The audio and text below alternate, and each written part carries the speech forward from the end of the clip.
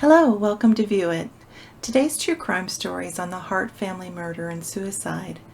This is a tragic story of two moms, Jennifer and Sarah Hart, who intentionally drove off a cliff in California with their 6 adopted children. This was a family that appeared in public like the perfect family. They were active on social media, posted many photos, Facebook posts, and videos that showed the family with smiling faces, funny poses, and many adventures that they took. They look like a loving family. Yet as we all know, what people post online sometimes is a mask to cover what is really going on behind closed doors. And a different story emerged of the Hart family when on March 26, 2018, some German tourists discovered an SUV vehicle upside down on a cliff in Mendocino, California. And Mendocino is about 200 miles north of San Francisco in Northern California, right off the ocean. The Harts had their 6 children in the vehicle with them when it went over the rocky cliff to their death, a 100-foot drop, the vehicle landing on its roof at the water's edge. Inside the SUV, authorities discovered the bodies of Jen Hart, age 38, the driver of the vehicle, and her wife, Sarah Hart, also 38. Near the vehicle were the bodies of their adopted children, Marquise, age 19, Jeremiah and Abigail, age 14. The body of Sarah, age 12, later washed ashore on April 7, 2018, and sadly a part of a foot in a shoe was found on a beach. In May, after DNA testing, it was found to be that of Hannah, age 16. Devonte, age 15, was never found. At first, only Sarah, Jennifer, and their 3 children were identified, although they were not able to identify Jennifer until the autopsy. She was the only one wearing a seatbelt. As an investigation took place by tracking their cell phone data, it was found that as the car was in motion prior to going off the cliff, Sarah was busy searching her phone. As Jennifer drove, Sarah looked up on her phone. How easily can I overdose on over-the-counter medications? Can 500 milligrams of Benadryl kill a 125-pound woman? How long does it take to die from hypothermia while drowning in a car? One of her last searches was for a no-kill dog shelter. Jennifer drank alcohol prior to the crash. She had 5 beers in her system. Since people who knew her said she rarely drank, it is thought she did this to build up courage or perhaps lessen the pain during impact. Autopsy results stated that Jennifer had a blood alcohol level of 0.102. In California, drivers are considered drunk with a level of 0.08 or higher. The couple were being looked at by CPS over child abuse allegations.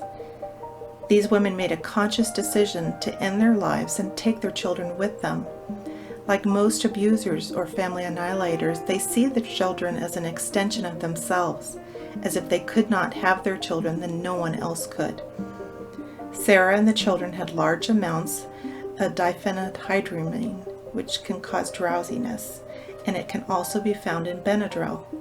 To give some context to this story, we go back to when Jennifer and Sarah decided to foster children. This case began with so many unanswered questions on why did the Harts drive off the cliff, resulting in the murder-suicide of their whole family. What could possibly make them want to take out their whole family? Jennifer and Sarah had fostered children before, fostering and adopting their 6 children, but did so with mixed results.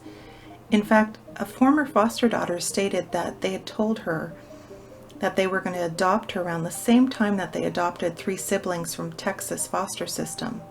Marcus, then 7, Hannah 4 years, and Abigail age 2.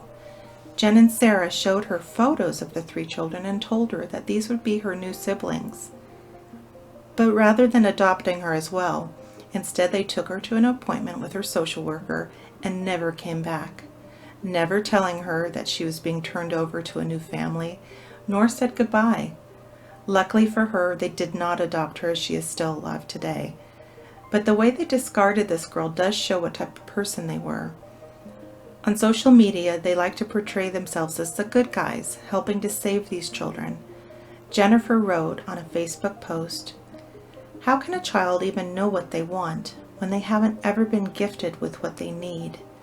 If not us, who? At 25 years old, we didn't have any parenting experience under our belts, but we had boatloads of love, compassion, intelligence, and the natural instincts to navigate these wild and uncharted waters. There was no way on earth we were going to toss these children back into an incredibly broken and abysmal foster care system. Jennifer and Sarah Hart adopted in 2006 while living in Texas. They adopted Marquise, Abigail, and Hannah, who were biological siblings. Then in 2009, they adopted siblings Devontae, Jeremiah, and Sierra out of foster care. They'd been taken from their mother, Sherry Davis, due to her cocaine addiction. They had originally been placed with their aunt, Priscilla Celestine. But when a caseworker made a surprise visit, the children were found alone and unsupervised and placed in foster care. Celestine, she filed a petition to adopt the children in 2007 while they were in foster care, but it was denied. She then filed another petition, but it was denied again. The children's mother, who was complying with her court-ordered drug treatment, fought to get her children home. Unfortunately, before she could get them back, the Harts adopted them in Minnesota. The Harts received payments for fostering children. It was determined that over the span from 2009 to 2018, the Harts received $277,000. So although they were legal parents, they were still being paid to take care of them as though they were being fostered. During Devontae and his siblings' 6-month trial period, CPS investigated a claim that a 6-year-old was beaten with a belt and bruising was found on her arm. The Harts convinced authorities that the child had fallen down the stairs. The Harts explained that the child had food issues and was caught stealing food at school and going through the garbage to get food. This was a warning sign CPS could have caught. However, the Harts were able to complete their 6-month trial period despite the signs. In 2010, Abigail, age 6, complained to a teacher that her belly hurt. The teacher found bruising on the child's stomach and back. She stated that her mom hit her. Police and CPS were called. Both Jennifer and Sarah stated that the punishment happened when they found a penny in Abigail's pocket. Jen and Sarah questioned her where she found it and did not believe her and called her a liar. Abigail stated that Jennifer held her head underwater and beat her. It was later stated that it was Sarah who beat her and just got carried away. The bruising was so severe that Sarah Hart was convicted of domestic violence. But instead of punishment, the couple were given in-home therapy and counseling. More warning signs. In 2011, Hannah complained to a school nurse that she was not being fed. When the parents were called, Sarah stated that Hannah was playing the food card and should be just given water. The school stopped contacting the parents, feeling the children were just getting disciplined. More warning signs. In the official 2013 report from the Oregon Department of Human Services, which documented the history of abuse and neglect of the Hart children, out of the 6 incidences that were reported, only 2 were founded. A social worker even wrote, "The problem is these women look normal." Abigail, who was 6 years old, looked like she was a 2-year-old and was taken to the doctor, who said, "She's just small, and being adopted, we don't know their biofamily history." It also cites how whenever Jen and Sarah Hart were confronted about their malnourished children, the couple always made reference to the children being adopted and being high-risk kids who have food issues. I wondered this as well when I first heard the story and saw photos of. I was shocked that these children were teens. They looked much younger, skinny, malnourished, and small. Yet the 2 moms appear to be well fed. At this point, the facade of wonderful parents that Jennifer and Sarah worked so hard to portray has been severely tarnished. So they pack up their family and move to Oregon and homeschool their children. Within 3 months of moving, a friend named Alexandra called CPS after feeling that the children looked malnourished. Another friend that Jennifer knew in high school contacted CPS as well after the family stayed in her home. This is her statement in quotes. Jen gave each child a slice of pizza and some water. During the night, someone raided the fridge, and when the caller woke up, She simply made a comment to her husband and said, "Steve, did you eat the pizza?" At this point, Jen grabbed Sierra out of a dead sleep by the arm and said, "I can't believe them," and took her to the bathroom. When they came back, Jen had all 6 kids lay on an inflated mattress with sleeping masks on their faces, their arms by their sides for 5 hours. After these 2 calls to CPS in 2013, CPS workers contacted authorities and made a surprise visit to the Hart's West Lynn, Oregon home. But no movement in the home, and no one answered even though vehicles were parked at the front of the home. They left a card stating that they'd been here. A police car drove by the home 2 hours later and saw one of the cars was gone, so most likely Jennifer and Sarah were home when the police first stopped by. 3 days later, Sarah Hart called CPS stating that they had just missed the CPS workers. A month passes by, and Sarah Hart sets up a meeting with CPS, and CPS workers arrive on August 26th. So by this time, the Harts are ready to show their fake family image. The children were all seated at a table coloring. When asked to meet with the kids individually, the parents, they seemed hesitant, but they agreed. When the children were questioned, they all said the same things, as though it was scripted.